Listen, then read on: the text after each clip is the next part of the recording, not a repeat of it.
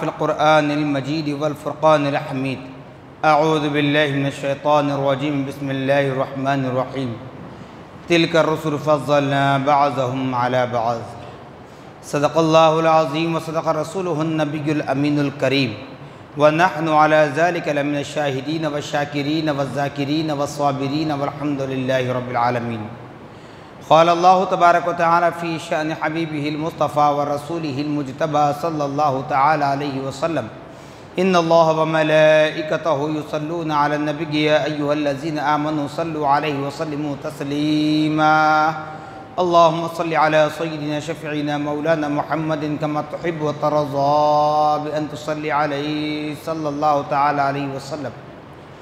نبی اور آل نبی پر پھر ایک مرتبہ آواز بلند درود پاک پڑھیں۔ اللہم صلی علی سیدنا شفیعنا مولانا محمد معد الجود والکرم منبع العلم والعلم والحکم وآلہ واصحابہ وبارک وسلم۔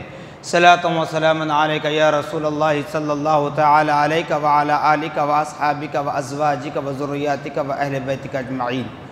سبحان ربک رب العزت عما یصفون وسلام علی المرسلین والحمد للہ رب العالمین۔ الحمدللہ، تمام تعریفیں اس ذات اقدس کے لیے ہیں جو سارے عالموں کا پروردگار ہے، جس نے ساری کائنات کو پیدا فرمایا، ساری کائنات کو روزی دے رہا ہے، میدان محشر کا مالک و مختار ہے۔ یقیناً اس خدا رب ذوالجلال کا بڑا ہی شکر احسان عظیم ہے کہ رب کعبہ نے ہم اور آپ کو اپنے نبی مکرم، رسول محتشم، صاحب لولاک، باعث تخلیق کائنات، فقر موجودات، حضور تاجدار مدینہ حضرت محمد مصطفیٰ احمد مجتبیٰ صلی اللہ تعالی علیہ وسلم کی امت بابرکت میں پیدا ہونے کا اعزاز بخش۔ معزز سامعین محترم، اللہ پاک نے ہمیں اس کائنات میں پیدا فرمایا، مقصد قرآن یہ بیان کر رہا ہے کہ لوگوں، تم کو جو بنایا گیا ہے، ایک تو انسان بنایا گیا، دوسرا مومن بنایا گیا۔ تمہارا کام یہ ہے کہ اپنے معبود حقیقی کو راضی کرنے کی کوشش کریں، پیارے آقا محمد الرسول اللہ صلی اللہ تعالی علیہ وسلم کی مدحت بیان کریں، اللہ پاک کی حمد و ثنا کے بعد پیارے آقا کی حمد و ثنا بیان کریں، اور قرآن پاک میں جہاں پر بھی مومنین سے اللہ رب العالمین خطاب فرما رہا ہے، وہ صرف نبی پاک صلی اللہ تعالی علیہ وسلم کے دور کے لیے یا نبی کے صحابہ یعنی خلفائے راشدین کے دور کے حد تک متعین نہیں، بلکہ قرآن پاک میں جو قانون بنایا گیا، قرآن مقدس میں جو فیصلہ کیا گیا، وہ اٹل فیصلہ ہے کل صبح قیامت تک، یعنی میدان محشر میں بھی اللہ کا اور قرآن کا حکم چلتا رہے گا۔ کیونکہ میں نے بارہا کہہ دیا کہ اللہ کے بعد ہم درجہ دیتے ہیں نبی محمد الرسول اللہ صلی اللہ علیہ وسلم کو، قرآن کے بعد تعظیم کرتے ہیں احادیث رسول کی۔ ہم اہل سنت والجماعت کا یہ ایمان و ایقان عقیدہ، تو یاد رکھ لیں یہ فتنوں کا دور ہے۔ میں نے بارہا کہا، کبھی فتنہ اغیار کی جانب سے یعنی مذہب اسلام کے دشمنوں کی جانب سے ہوتا ہے، کبھی یہ فتنہ بدعقیدگی کی وجہ سے ہوتا ہے، کبھی یہ فتنہ خود اپنوں سے ہوتا، جیسے موٹے انداز میں کہتے ہیں کہ آستین کے سام جسے کہا جاتا ہے۔ اللہ اس کا رسول حاضر و ناظر ہے، کسی پر کوئی طنز کرنا مقصد نہیں ہے، چاہے کس کا عقیدہ کچھ ہو، کس کا مذہب کچھ ہو، مگر ساری کائنات کے مسلمانوں کو یہ میسج دینا چاہتا ہوں، اللہ اس کے رسول کا واسطہ اپنے اختلافات کو بالائے طاق رکھ دے، اپنے اختلافات کو بازو رکھ دیں، کیونکہ آج سوشل میڈیا کا دورہ ہے۔ ہمارا عالم یہ ہو چکا ہے کہ اگر کوئی عالم یا کوئی پیر کامل یا کوئی مفتی صاحبان اگر ہمیں کچھ مسئلہ بتائیں، اس پر ہم اتنا کانفیڈنس نہیں رکھتے، اتنا یقین نہیں رکھتے جتنا سوشل میڈیا کی باتوں پر الجھ جاتے ہیں۔ بس اشارہ دے رہا ہوں، آپ سمجھ لیں، کیونکہ میں نے بارہا کہا، ہر وقت کہتا ہوں کہ کسی کو نام لینا یہ تو ان کی غیبت، دوسرا طنز، تیسرا ان کو عزت دینے کے مانند ہے۔ عزت اور ذلت تو خدا کے ہاتھ میں ہے، میدان محشر میں دیکھیں گے فیصلہ کیا ہوگا۔ اسی لیے جو آیت مبارکہ کا انتخاب میں نے کیا، تِلْكَ الرُّسُلُ فَضَّلْنَا بَعْضَهُمْ عَلَى بَعْضٍ، دین اسلام کے معاملے سے اگر دیکھا جائے، اللہ کے بعد اگر کسی کا مقام و مرتبہ ہے اس روئے زمین پر، خدائے رب العالمین کے بعد اگر کوئی افضل و اکمل و اعلیٰ ذات ہے تو وہ انبیاء و رسول کی ہے، انبیاء و رسول کی ہے۔ ان انبیاء و رسول کے لیے قرآن کہہ رہا ہے، تیسرے پارے کی ابتدائی آیت کا حصہ میں نے تلاوت کیا، تِلْكَ الرُّسُلُ فَضَّلْنَا بَعْضَهُمْ عَلَى بَعْضٍ۔ اللہ فرما رہا ہے، اللہ پاک فرما رہا ہے، انبیاء و رسول میں بعض کو بعض پر میں نے فوقیت دی ہے، بعض کو بعض پر میں نے فضیلت دی ہے، بعض کو بعض پر میں نے حاکم بنایا ہے۔ اس کا مطلب یہ نہیں کہ اگر کسی نبی کا مقام اونچا ہو تو اس نبی کی قوم کسی اور نبی کو برا بھلا کہے، کسی اور رسول کو برا بھلا کہے، یہ ہرگز نہیں ہو سکتا۔ اسی لیے امت محمدیہ صلی اللہ علیہ وسلم کو تعلیم دی گئی کہ لوگو، اگر کسی نبی کی قوم درخت کے پجاری ہے، اگر کسی نبی کی قوم آگ کی پجاری ہے، اگر کسی نبی کی قوم سورج کی پوجا کرتی ہے، اگر کسی نبی کی قوم چاند کی پوجا کرتی ہے، اگر کسی کی نبی کی قوم پتھر کو مانتی ہے، سب قوموں کو چھوڑ دو، یہ اللہ کے بھیجے گئے انبیاء ہیں، یہ اللہ کے بھیجے گئے رسول ہیں، ان کی تم تعظیم کرو اگر ایمان کی سلامتی چاہتے ہو۔ کیوں؟ اختیار، یہ رائٹس صرف اللہ کو حاصل ہے، کسی اور کو نہیں۔ اور میرے پیارے آقا صلی اللہ تعالی وسلم نے کبھی یہ نہیں فرمایا، کبھی انانیت سے یہ نہیں فرمایا، حضرت آدم تا حضرت عیسیٰ علیہ نبی علیہ السلام تک کسی سے یہ نہیں فرمایا کہ تم میرے ماتحت ہو، میرے نیچے ہو، میرا حکم ماننا تم پر ضروری ہے، میرے نبی نے کہیں نہیں فرمایا۔ اب آپ سوچیں گے مولانا یہ الفاظ کیوں بول رہے ہیں، آج تک تو ایسا کوئی فتنہ ہوا ہی نہیں، تو میں وہاں سے لا کر آپ کے ذہن کھول رہا ہوں، کیونکہ جب نبی نے نہیں فرمایا تو آج ہم اپنے درمیان کیوں اختلافات پیدا کر رہے ہیں؟ میرے بھائی سوشل میڈیا پر دیکھ لیں، جس جماعت کو سواد اعظم کہا جاتا ہے، جس جماعت کو اہل سنت و جماعت کہا جاتا ہے، جس جماعت کے لیے میرے آقا نے فرمایا ما انا علیہ و اصحابہ، میں اور میرے صحابہ جس جماعت میں ہے وہ جماعت کامیاب ہے، وہی جماعت کامیاب ہوگی۔ تو آج اسی جماعت کے اندر انتشار ہو رہا ہے۔ خدا را یاد رکھ لیں، تمام سلاسل طریقت کے پیرانے پیر، پیرانے عظام مسلم ہیں۔ آپ کسی سلسلے میں بیعت ہیں، کسی سلسلے سے بیعت لیے ہیں، مرید ہیں اس سلسلے کے، تو آپ کو یہ حق حاصل نہیں ہے کہ کسی اور سلسلے کی اہانت کریں، یاد رکھ لیں۔ لیکن آج سوشل میڈیا پر کیا دیکھنے کو مل رہا ہے؟ ارے بزرگوں کی تعظیم کیجئے، جہاں منبر رسول سے آواز دی جاتی ہے کہ جہاں اللہ کے ولی آرام کرتے ہیں وہاں اللہ کی خاص رحمتوں کا نزول ہوتا ہے۔ اگر آج ہم اپنے اختلافات کو لا کر وہاں شور مچا رہے ہیں، کہاں کیا ہو رہا ہے میں نہیں کہوں گا، سوشل میڈیا آپ دیکھ رہے ہیں۔ میں نے کہا کہ کسی سے میرا کوئی سروکار نہیں ہے، نہ اختلاف کرنے والوں سے نہ اختلاف پیدا کرنے والوں سے، بس میسج یہ دینا ہے کہ اہل سنت والجماعت پر گامزن رہیے، آپ اپنا کام کیجئے، اس کو اپنا کام کرنے دیجئے۔ کیوں؟ جس کی قبر کا جواب اس کو دینا ہے۔ اگر کوئی غلطی کر رہا ہے جوابدار وہ ہوگا، اگر کوئی حدیث رسول کی توہین کرتا ہے تو جواب اس کو دینا ہوگا، اگر کوئی قرآن پاک کی تعظیم نہیں کرتا تو جواب اس کو دینا ہوگا۔ اگر طاقت ہے، ہمت ہے تو اپنا ڈنکا بجائیے، لیکن کسی بارگاہوں میں جا کر اس طرح کے اخلاق پیش کرنا یہ مومن کی، اہل سنت والجماعت کی شان نہیں ہے۔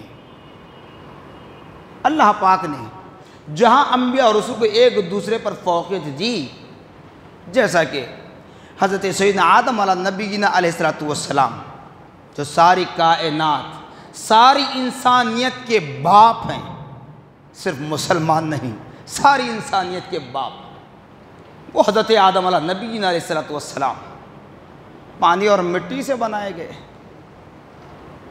جی، صفی اللہ کے لقب سے آپ کو نوازا گیا،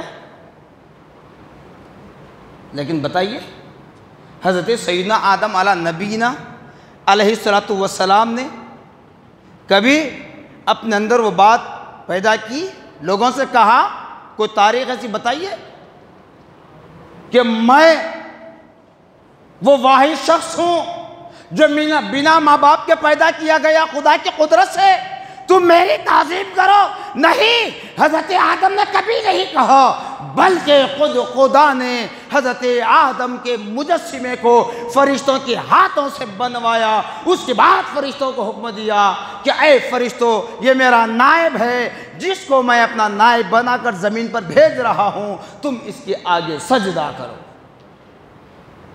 نہیں، یہ خدا کی جانب سے شان عطا ہوتی ہے نا، وہ شان کبھی مٹنے والی نہیں ہوئی، کبھی نہیں مٹے گی۔ جو شان کمانا چاہتے ہیں، جو عزت کمانا چاہتے ہیں، ان کی عزت تو مل جائے گی، لیکن صرف زندہ رہنے تک، صرف زندہ رہنے تک۔ جب کفن پوش ہو جاؤ گے تو تمہاری عزت تمہارے کفن میں ساتھ چلی جائے گی، کون یاد کرے گا؟ اس لیے خدا کی ذات سے امید لگا کر بیٹھے۔ حضرت ابراہیم خلیل اللہ علیہ السلام نعرہ نمرود میں ڈالا گیا، کتنے واقعات آپ سنے ہیں اب تک۔ عید الاضحیٰ کے موقع پر کیسی کیسی آزمائشیں ہوئی، وہی ابراہیم علیہ السلام کبھی رب سے یہ نہیں فرمائے مولا مجھ کو آگ میں کیوں ڈالا گیا، تو قادر مطلق ہے نا مولا، تو جاننے والا ہے نا مولا، مجھے کیوں نہیں بچایا دشمنوں کے ہاتھوں سے؟ اور نہ ہی نمرود سے کہا کہ اے ظالم بادشاہ، تو مجھے آگ میں ڈالنا چاہتا ہے، پتہ ہے تجھے میں کون ہوں، میں اللہ کا خلیل ہوں۔ نہیں فرمایا، نہیں فرمایا، بلکہ بتایا جاتا ہے جب حضرت ابراہیم علیہ السلام کو نعرہ نمرود میں ڈالا جا رہا تھا، تب حضرت جبرائیل علیہ السلام سردار الملائکہ حاضر ہوئے، حاضر ہو کر عرض کرنے لگے، اللہ کا حاجت یا ابراہیم، اللہ کا حاجت یا ابراہیم، اے ابراہیم کوئی حاجت ہو تو بتاؤ، رب کی بارگاہ میں پیش کروں گا۔ تب حضرت ابراہیم علیہ السلام نے کیا فرمایا؟ اے جبرائیل، میں تم کو حاجت بتاؤں، میں تم کو اپنی ضرورت بتاؤں، میں تم کو اپنا بے بس ہونے کا اظہار کروں؟ میں بے بس نہیں ہوں، میں بے کس نہیں ہوں، میں غمخوار نہیں ہوں، میں خوف زدہ نہیں ہوں۔ وہ رب جانتا ہے جس نے مجھے پیدا کیا، وہ رب جانتا ہے جس نے مجھے پیدا کیا، یہ آگ میں ڈالے جانے کی وجہ کیا ہے؟ تو حضرت ابراہیم نے جواب دیا، وَاللَّطِيفُ الْخَبِيرُ، 29ویں پارہ سورہ ملک کی آیت کا حصہ ہے، هو اللطیف الخبیر۔ حضرت ابراہیم نے فرمایا، اے جبرائیل، اس ذات کے سامنے میں کیا عرض کروں جو دل کی باریکی کو جانتا ہے، جو دل کی باریکی کو جانتا ہے، اس ذات کو میں اپنا سوال کیوں کروں؟ حضرت جبرائیل نکلے، پہنچے اپنے مقام پر، واپس پھر اللہ حکم دیتا ہے، اللہ حکم دے رہا ہے کیا؟ اے جبرائیل جاؤ جاؤ، اب سدرا پر بیٹھنے کا وقت نہیں ہے، اب سدرا پر بیٹھنے کا وقت نہیں ہے، میرے خلیل کو نارے نمرود میں ڈالا جا رہا ہے، میرے خلیل کو نارے نمرود میں ڈالا جا رہا ہے۔ اے جبرائیل اٹھو، اب سدرا پر بیٹھنے کا وقت نہیں ہے، اس نارے نمرود میں میرا خلیل گرنے سے پہلے جنتی تخت وہاں بچھا دینا۔ اگر تم اللہ کے ہو جاؤ، میں نہیں کر رہا ہوں، معاف کرنا، قرآن کہہ رہا ہے، اللہ کا پیغام، اللہ کا میسج ہے، جب تم خدا کے ہو جاؤ خدا تمہارا ہو جاتا ہے۔ اسی لیے بتایا جاتا ہے کہ لوگو جب تم خدا کی جانب آنے کے لیے، آگے بڑھنے کے لیے ایک قدم اپنا آگے رکھو، خدا رب العالمین کا ارشاد ہے میں میرے بندے کے 10 قدم قریب ہو جاتا ہوں، دوسرا قدم آگے بڑھاؤ اور 10 قدم قریب ہو جاتا ہوں۔ جتنے قدم تم آگے بڑھاتے چلے جاؤ اتنے 10 قدم خدا تمہارے قریب ہو جاتا ہے۔ اب کیسے قریب ہوتا ہے یہ نہ پوچھنا، کیوں؟ وہ قادر مطلق ہے، وہ ہر چیز سے بے نیاز ہے، وہ بات سمجھانے کے لیے قدم کی بات کی جاتی ہے، اس کا مطلب یہ کہ زمین کو سمیٹا جاتا ہے، زمین کو سکسا جاتا ہے، زمین قریب ہو جاتی ہے خدا کے قرب میں جب تم خدا کے ہو جاؤ۔ تو حضرت جبرائیل جنتی تخت لے جا کر بچھا دی ہے نارے نمرود میں۔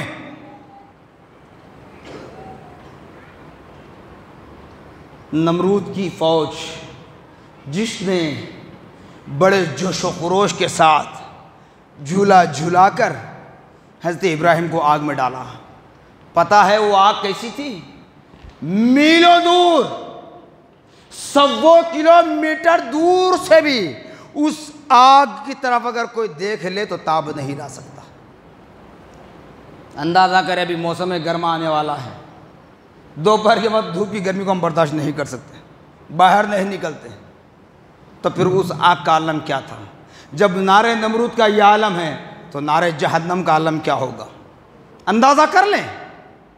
تو حضرت ابراہیم علیہ السلام تخت پر لیٹ گئے، جو جنت سے تخت لایا، منگوایا گیا، خدا کے حکم سے لایا گیا، جبرائیل نے بچھایا، حضرت ابراہیم اس تخت پر آرام سے لیٹے ہوئے۔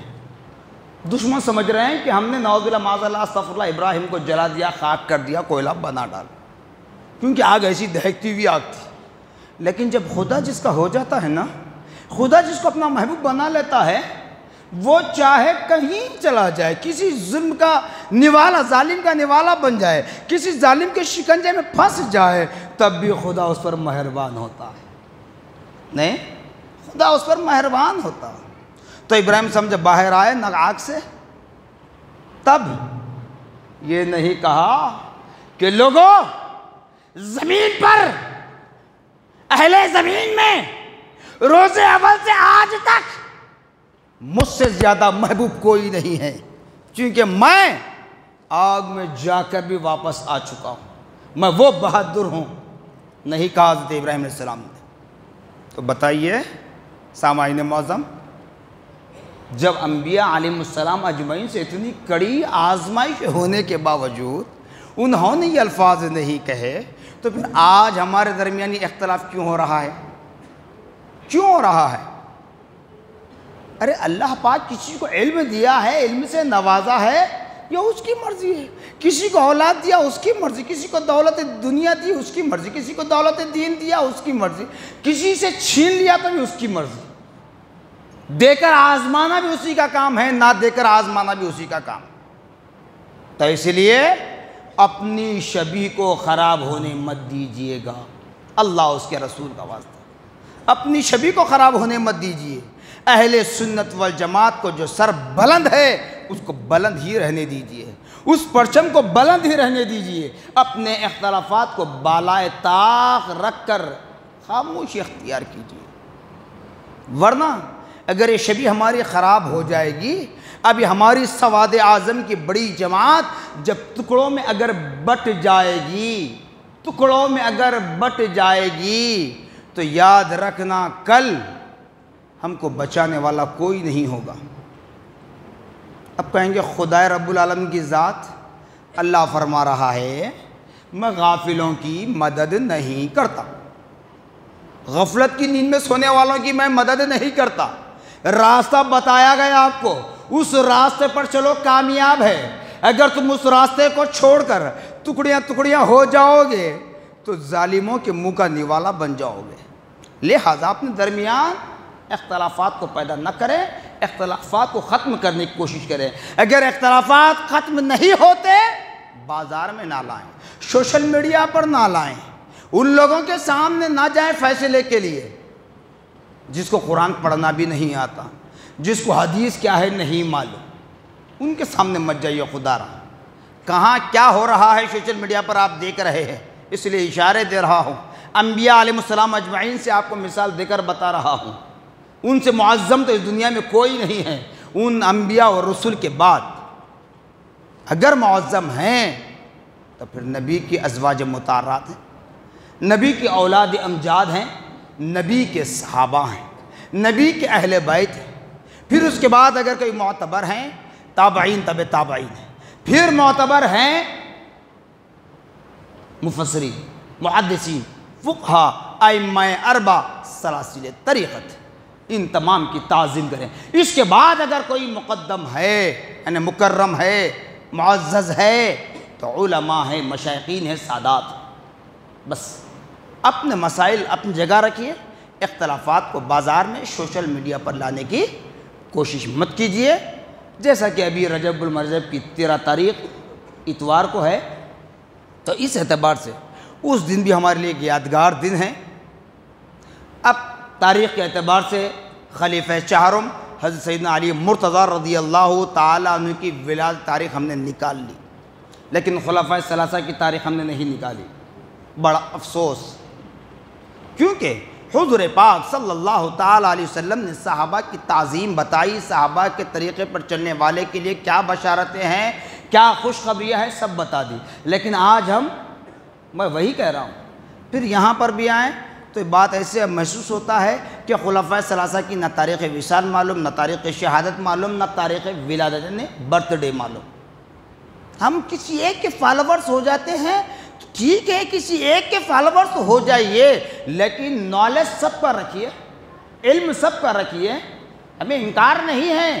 ارے ہم تو یہ کہتے ہیں، میں فقیر تو یہ کہوں گا کہ حضرت علی کرم اللہ وجہ الکریم رضی اللہ تعالی عنہ کی حقیقی اولاد اگر آج بھی اس روئے زمین پر زندہ ہے تو ان کے طہارت کے برابر بھی میں کیا میرا خاندان نہیں پہنچ سکے گا۔ میں اور میرا خاندان قربان حضرت علی کی ذات مقدسہ۔ لیکن کسی ایک کو فالو کر کر دوسروں کی توہین کرنا، اہانت کرنا، یہ بالکل غلط عمل ہے۔ حضرت علی رضی اللہ تعالی عنہ ہو، حضرت عثمان غنی ہو، حضرت عمر ہو، حضرت ابو بکر ہو، تمام کو اللہ پاک نے، رسول اکرم صلی اللہ علیہ وسلم نے ایک مقام عطا فرمایا، ایک الگ طریقے سے ان کی نشانی بتا دی۔ تو اب جب 13 رجب کی بات آئی تو بات آپ کو بتا دیتا ہوں کہ حضرت علی کرم اللہ وجہ الکریم رضی اللہ تعالی عنہ کی ولادت بسعادت خانہ کعبہ میں ہوئی۔ یہ بھی خدا کا فیصلہ تھا۔ اب بتائیے، خدا خانہ کعبہ کون سا مقام ہے؟ خدا کا گھر ہے، جہاں دنیا کی ہر کونے سے مسلمان حج کے لیے جایا کرتے ہیں۔ اب ویسے مقام پر حضرت علی کی ولادت ہو رہی ہے، کیوں؟ نبی کے اہل بیت کے لیے یہ چیز ہے کہ وہ ہمیشہ سے پاک تھے، پاک ہے، پاک رہیں گے، وہ ناپاک نہیں رہتے۔ وہ اللہ نے بنا دیا نظام ایسے، اور جس کو جب اللہ پاک اپنا مقرب بناتا ہے نا، اس کو ماں کے پیٹ سے ہی وہ سرایت عطا فرماتا ہے۔ جیسے کہ حضرت علی کرم اللہ وجہ الکریم رضی اللہ عنہ جب ولادت ہوئی نا، اس وقت آپ کی والدہ ماجدہ نے بھی گود میں لیا، آپ کے والد بزرگوار نے بھی گود میں لیا، اور خاندان کے دیگر حضرات نے بھی گود میں لیا۔ لیکن حضرت علی رضی اللہ تعالیٰ عنہ کسی کو نہیں دیکھے، کسی کو نہیں دیکھے تو سب کیا کہنے لگے؟ نابینا پیدا ہو، نابینا پیدا ہو گئے، آنکھ نظر نہیں آتی۔ لیکن جب میرے پیارے آقا صلی اللہ تعالی وسلم تشریف لائے کہ میرے چچا زاد بھائی تولد ہوئے، میرے چچا کے گھر لڑکا تولد ہوا، اس وقت پیارے آقا صلی اللہ تعالی وسلم آئے۔ بتاؤ، نو مولود کو اتنی طاقت ملتی ہے، یہ سمجھ ہوتی ہے کہ نبی کی آمد کو، نبی کی آہٹ کو سمجھ لے، نبی کی گود کو سمجھ لے، نبی کی آغوش کو سمجھ لے کہ نبی کے ہاتھ ہے اتنی طاقت، تو مطلب یہ کہ اللہ پاک نے ان کو پاک بنایا ہے، اور جن کو اپنا مقرب بناتا ہے نا ان کو ماں کے پیٹ سے ہی وہ صلاحیتیں عطا فرماتا ہے۔ حضرت علی کرم اللہ وجہ الکریم رضی اللہ تعالیٰ عنہ کو پیارے آقا صلی اللہ تعالی وسلم نے جب اپنے دست نبوت میں اپنی آغوش میں لیا تو حضرت علی رضی اللہ تعالیٰ عنہ اس وقت آنکھ کھول کر پیارے آقا صلی اللہ علیہ وسلم کے رخ زیبا کی زیارت کر رہے ہیں۔ تو معلوم ہوا کہ حضرت علی کے مقدر میں یہ تھا کہ علی جب ماں کے پیٹ سے جنم لینا تو ساری دنیا کو نہ دیکھنا، سب سے پہلے میرے نبی کو دیکھنا، یہ طاقت تھی۔ تو اس کا مطلب یہ کہ فضیلت اللہ پاک نے کچھ دی ہے۔ جیسے نبی نے ابو بکر کو کہا اپنے ایام مرض میں، اے ابو بکر امامت کرو، عمر سے کہا تو عمر سارا سامان لے کر آ گئے، عثمان کو حکم دیا، عثمان کیا کیے، ہر چیز کے لیے تیار ہو گئے تھے۔ آخر میں میرے نبی نے کیا فرمایا، اے عثمان اب بیٹھ جاؤ، اب بیٹھ جاؤ، اب جنگ کا سامان بھی مہیا کریں گے، سواریاں مہیا کریں گے، پیسے کی ضرورت ہے پیسہ دیں گے، سب کچھ کرتے جائیں گے۔ اے عثمان اگر ساری جنت تم ہی خرید لو گے تو پھر دوسروں کے لیے کیا چھوڑو گے، لہذا عثمان بیٹھ جاؤ۔ تو یہ سب چیزیں اللہ کی جانب سے بنایا ہوا نظام ہے، اس میں ہم مداخلت نہیں کر سکتے۔ کسی ایک کو فالو کر کے دوسروں کی توحید اعانت کرنا یہ ہمارے ایمان کا قطرہ ہے، ایمان کو قطرے میں ڈالنا ہے۔ تو لہذا آپ حضرت علی کو مانیے نہیں، انکار کرنے والا کیا ہوگا میدان محشر بتائیں گے۔ صرف حضرت علی نہیں، نبی پاک صلی اللہ علیہ وسلم کے تمام صحابہ قابل تعظیم ہیں، تمام صحابہ، میں نے بارہ کا بھی کہہ رہا ہوں۔ اور خلفاء راشدین کا جو معاملہ ہے، حضرت ابو بکر صدیق رضی اللہ عنہ خلیفہ اول، خدا کا بنایا ہوا نظام، رسول اللہ صلی اللہ علیہ وسلم کا بنایا ہوا نظام، مسجد کی تعمیر کے وقت بھی جو سنگ بنیاد رکھی جا رہی تھی، پتھر جو واقعہ میں نے بتلایا، جب اس وقت بھی ابو بکر کو آواز دی تو انہوں نے نبی کے پیچھے رکھا، عمر کو آواز دی ابو بکر کے پیچھے رکھا، عثمان کو آواز دی عمر کے پیچھے رکھا، علی کو آواز دی عثمان کے پیچھے رکھا۔ تب میرے نبی نے فرمایا میرے بعد میرے خلفاء کی، میرے صحابہ کی یہ تعداد ہے، یہ ترتیب ہے، اسی ترتیب سے خلفاء بنائے جائیں گے۔ تو لہذا حضرت علی کرم اللہ وجہ الکریم رضی اللہ عنہ کی یوم ولادت 13 رجب المرجب کا تاریخ ہے۔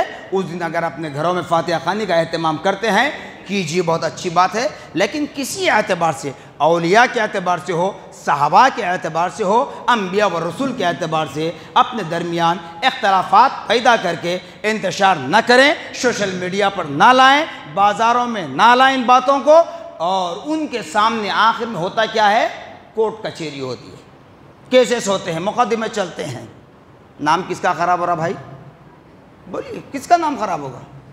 میرا نہیں، میرے باپ دادا کا نہیں، بلکہ دین اسلام کا نام، دین اسلام کا نام خراب ہوگا، دین اسلام کی چھبی بگڑ جائے گی۔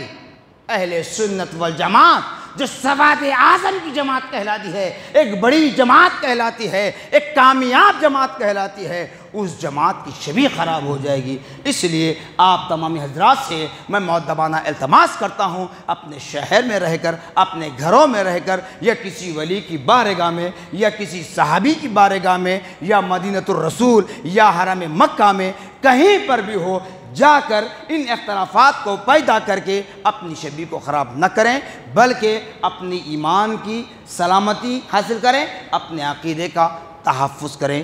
جزاکم اللہ خیرا جزا، وآخر دعوانا الحمدللہ رب العالمین۔